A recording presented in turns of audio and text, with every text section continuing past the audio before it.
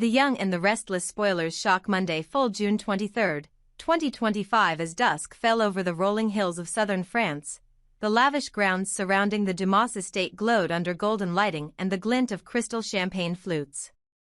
The private train, chartered by Dumas to bring his guests from Genoa City to the party at the ancient villa outside Nice, had arrived hours ago, but the aftershocks of the DNA bombshell had left nearly everyone either speechless or unstable. Inside the train's final luxurious carriage, Victor and Nikki sat in strained silence, both too haunted to speak yet too proud to admit the shattering effect the evening had left on them. The carpeted floor still bore the imprint of Victor's scuffed dress shoes, evidence of his pacing from earlier, of the fury and disbelief that refused to die down. He poured himself another drink with trembling hands, leaned against the window, and gazed at the silhouette of the Dumas estate through the glass, as though he could stare holes through stone and history itself. He may have fooled everyone else, Victor finally said, his voice low, rough, but unyielding. But he doesn't know who he's dealing with. I like this game. His lips curled slightly into a sneer, the way they always did when he smelled blood, his own or someone else's.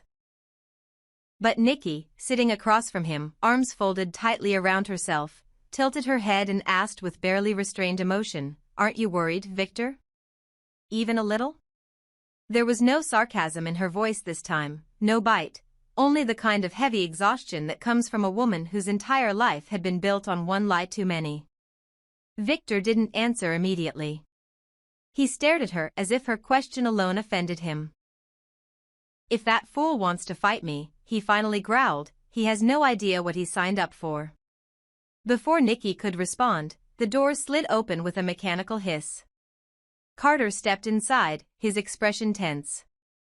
"Dumas has landed in Nice," he said crisply, as if that fact alone should have been enough to warrant military protocol. "He's already at the venue. He's in place, and he's not alone. Amanda Sinclair is speaking with him now." Victor's eyes narrowed. "Then let's not keep him waiting." Nikki stood up and adjusted her jacket, her hand brushing against Victor's arm for the first time since the revelation. "I'm starving," she murmured. "Let's just get this over with." The couple exited together, shadows cast long across the platform beneath the amber lights, stepping off the train not as husband and wife, but as two generals heading into a battle neither was sure they could win. Meanwhile, deep within the heart of the estate's sculpted maze, Dumas stood like a man who had summoned every ghost of the past and was now waiting to unleash the final one. Torches flickered against the ivy walls, and the marble pathways twisted like serpents beneath the full moon's watchful eye. Amanda Sinclair approached him slowly, her heels barely making a sound, her sleek black gown whispering secrets to the wind. Her presence was as measured as her words. "I see you're not surprised Victor is holed up, licking his wounds," she said, studying him with an attorney's precision. Dumas didn't smile. His eyes were cold, determined. "It's exactly what I wanted. He's right where I need him to be. And nothing is going to ruin this now." Amanda arched an eyebrow, unconvinced. "Are you sure you're ready for what happens next?" she asked. "Because once this gets out, once the world knows the whole truth, you can't undo it." Dumas turned to her, and for a flicker of a moment, something vulnerable passed across his face, but it was quickly replaced by the same iron resolve that had fueled this entire operation. "I've gone too far to turn back," he said. "There's no retreat. Only war." Back at the estate entrance, the party raged on. Champagne flowed freely. Guests, unaware of the familial carnage beneath the surface, mingled beneath chandeliers and drifted through ballrooms filled with music and distraction. But beyond the garden hedge, far from the glittering facade, Lily Winters had gone missing. Panic crept into the corners of the celebration when her absence was discovered. She had been seen entering the maze earlier, following a tip that someone had information about Kane. But now, she wasn't answering her phone. And inside the mansion, Devin Winters and Damian Kane were already on the move, pushing through the crowd, ignoring pleasantries. Devin's expression was fierce. He had lost too many people to silence. He would not lose his sister to it. We need to get to her. Now, he barked. Damien was already ahead, pulling out his phone, mapping the structure of the hedge maze from security schematics. I think I know where she went in, he muttered. But if Dumas is in there too, Devon didn't need him to finish the sentence. Amanda, sensing the urgency rising from her brother and cousin, turned from Dumas. Whatever you're planning, she said sharply, I hope it's worth it. Because the body count for your revenge is about to get very real. She vanished into the mist of the maze, heels echoing behind her. Dumas didn't flinch. He turned, reached into his coat, and produced a final envelope, sealed, marked with Victor's initials, but not addressed to him. This one was meant for someone else entirely. Someone who didn't yet know that the next secret was about to detonate. Back in the Newman train car, Victor's phone buzzed. A single message. An image. A birth certificate. Not Victoria's. This time, it was a document dating back nearly 40 years. A child born in Genoa City. Mother, Nikki Reed. Father, Paul Williams. Child's name, Victoria Nicole Reed. The document had a hospital seal. A physician's signature. The rest of the world had already seen it. Now Victor had no choice but to accept it. Nikki turned to him, waiting for him to scream, to accuse, to collapse again, but he said nothing. Instead, he stood slowly, shoulders shaking, not from rage, but from something far more dangerous, clarity. This ends tonight, he whispered. No more secrets. No more lies. And outside, under the silver wash of moonlight, Dumas waited, holding the final card, knowing that when it was played, Genoa City's oldest alliances would burn to ash, and from those ashes, only one legacy would remain. His. Would you like the next part to dive into Lily's discovery in the maze? Amanda confronting Carter? Or Dumas making a direct play to take over Chancellor Winters or Newman Enterprises? Let me know how you'd like to continue. While the tremors of Victor's cardiac episodes still echoed through hushed whispers and nervous glances, the rest of the guests, trapped in an evening that had spiraled far beyond their expectations, began to show signs of frustration. The Dumas estate, once shimmering in allure, now pulsed with unease. People gathered in small circles under the chandeliers and among the trimmed hedges of the terrace, casting glances toward the maze, toward the empty corridors, and mostly toward each other. The most dangerous kind of tension, the kind bred by not knowing what was going on, began to infect every gesture, every comment, every shared look. Diane Jenkins, standing with a glass of champagne she no longer sipped from, was the first to break the silence among her group. We should be keeping an eye on Carter, she suggested, scanning the crowd for the elusive Newman operative. If anything's about to go down, he'll be the first to know.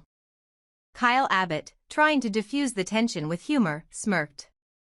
Maybe he's recharging at the robot station, he joked, eliciting a few chuckles but no real laughter. Diane gave him a tight smile, but her attention was already drifting. Her eyes had locked onto something, or someone, she didn't trust. Audra Charles. The young executive was playing it cool, smiling too easily, leaning a little too close to Kyle in conversation. Diane didn't like it. She had seen enough predators in her life to recognize the scent of one, and Audra reeked of ambition. Moments later, Amanda Sinclair emerged from the hedge maze like a ghost from another realm. Her expression was unreadable, calm, composed, but not relaxed. She stood at the edge of the gathering and called for their attention, her voice smooth, authoritative, and impossible to ignore. Thank you all for coming, she began, her gaze sweeping over the crowd. Mr. Dumas is very pleased to welcome you here tonight. He's asked me to pass along his gratitude, and his assurance that everything will become clear. Very soon. She let the words linger in the air, just long enough for the crowd to murmur. Phyllis Summers pushed through the group and approached Amanda with a smirk. Well, if the goal was to create buzz, congratulations, she said. You've scored big with that invitation. The whole city's talking. Amanda gave a polite nod, her smile strained. We'll see if they're still talking when it's over. As the tension simmered, Amanda turned her attention to someone else entirely, Lily Winters. She approached her with a grace that disarmed suspicion, but the words that followed sent a shiver through Lily's spine. Can we speak, privately? Amanda asked, her voice low. Lily, already overwhelmed by the labyrinthine estate, hesitated but eventually followed her. Phyllis, ever the meddler, trailed them quietly, sensing something deeper at play. The three women entered the maze, the branches seeming to close behind them like a curtain, swallowing them into the shadows. Deeper and deeper they went, until they reached a secluded bench in a clearing of torchlight. Lily paused, narrowing her eyes. Why are we separating from everyone else? She asked, suspicion blooming into unease. She sat down abruptly, placing both hands on her knees.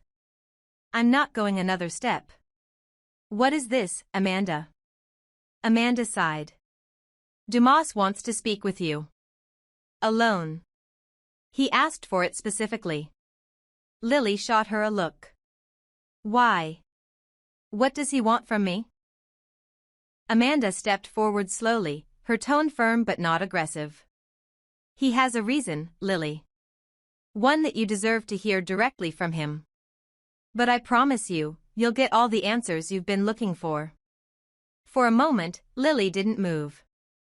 Her fists clenched. Her mouth opened, closed. And then, finally, she stood. Fine. Take me to him. Amanda gave a curt nod, then turned and led her deeper into the hedge, pausing only to whisper something to Phyllis, who lingered behind. Lily's mind raced. The whispers. The secrecy. The puzzle pieces she couldn't quite assemble. Something wasn't right. She could feel it. When Amanda finally stopped in front of another bench, she stepped aside silently. Sitting in the shadows, back turned, was a man. His silhouette was unmistakable, rigid posture, careful stillness. And then he turned. Slowly. His eyes met Lily's. Cold. Familiar.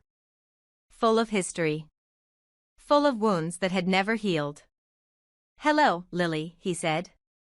The voice sent a jolt through her. She blinked. Once. Twice. Kane, she whispered, her voice both incredulous and accusatory. Why are you here? The man, Dumas, stood, brushing imaginary dust from his coat. Or should I say, Lily continued, trembling, why are you pretending to be someone else? Her voice cracked on the edge of rage. You're not Aristotle Dumas. You're Kane Ashby. I know it. And now you've dragged everyone into this sick web. Kane said nothing at first. He simply looked at her, the corner of his mouth twitching into the smallest flicker of a smile, not of joy, but of inevitability. You came looking for the truth, he said softly. And now that you've found it, what are you going to do with it? Would you like me to continue this scene, Lily confronting Dumas/Kane about his deception, Phyllis eavesdropping and uncovering more secrets, or perhaps Devon and Damien arriving just in time to interrupt the confrontation? Let me know the next moves you'd like to see. Inside the heart of the maze, the flickering torchlight threw long shadows across Lily's face as she stared at the man who once was her husband, the father of her children, the person she had spent years trying to forget and forgive in equal measure. But now, here he was, not as Kane Ashby, the flawed man from her past, but as Aristotle Dumas, the mysterious billionaire who had turned Genoa City upside down in a matter of weeks. Lily shook her head, taking a half-step backward, her breath caught in a tangled knot of disbelief. This makes no sense, she said, voice shaking with the confusion only betrayal can birth. You're not Dumas. You can't be. She clenched her fists as if trying to will the pieces of her life back into place. You've been pretending this whole time. This whole twisted game, why? Kane didn't flinch. He stood calmly, as though he had rehearsed this moment in his mind 1,000 times. "I created Aristotle Dumas," he said. "That name. That identity. But I'm still me, Lily. I always was. I just had to become something else to survive." But that only made Lily angrier. "So you were lying. The entire time. All those nights we talked about the kids. About the past. About closure, you were living this double life?" Her voice cracked, and her eyes burned with the betrayal that came from realizing not only had someone broken your heart, but they'd done so while wearing a mask you never saw through. She took another step back, disgust rising to the surface. "Of course you were lying," she snapped. "Except now, you're a billionaire. Is that what this is? Kane Ashby, 6 years gone, and suddenly you come back richer, colder, and more powerful than Victor Newman?" The accusation stung more than she intended, and it showed on his face for the briefest of seconds. But Kane quickly recovered. "I didn't do this to hurt you," he said. "I needed to fix what the world took from me. I needed power, and the only way to get it was to become someone else." But Lily wasn't listening anymore. She was already turning away, footsteps quickening as she tried to navigate the maze again, needing to get out, to breathe, to escape the man who had once held her heart and was now unraveling her sanity. Back at the dining area, the mood remained tense, guests pretending to enjoy themselves while side eyes and murmurs buzzed just beneath the surface.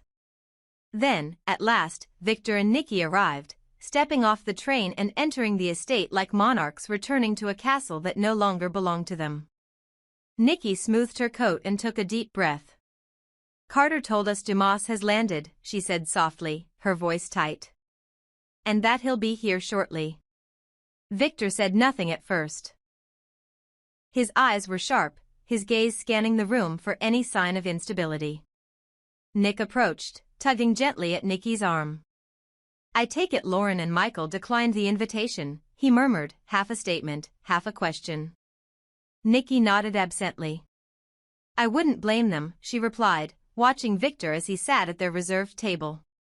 Victor leaned back, swirling his drink with an oddly calm expression. "If Dumas is here to speak with Lily first," he said, eyes narrowing, "that only confirms what I've suspected all along." He didn't elaborate, but Nikki knew what he meant, that the personal element of this campaign, this calculated takedown of Newman pride, was rooted in something that had nothing to do with business. It was intimate, and that made it more dangerous.